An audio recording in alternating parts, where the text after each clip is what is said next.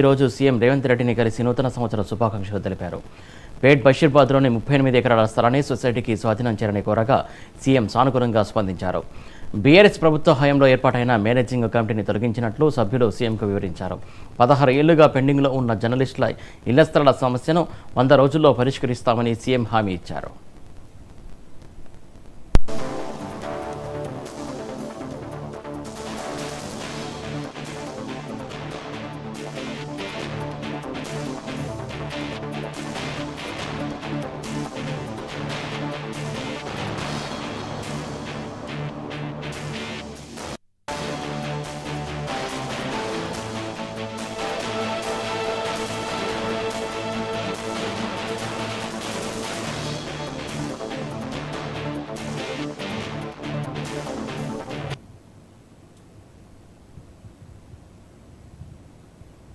బాపట్ల జిల్లా అద్దంకిలో కార్యకర్తలు ఏర్పాటు చేసిన నూతన సంవత్సర వేడుకలో పాల్గొన్నారు. YCP Addanki in charge Hanumareddy cake cut చేసి ప్రజలకు నూతన సంవత్సర శుభాకాంక్షలు తెలిపారు.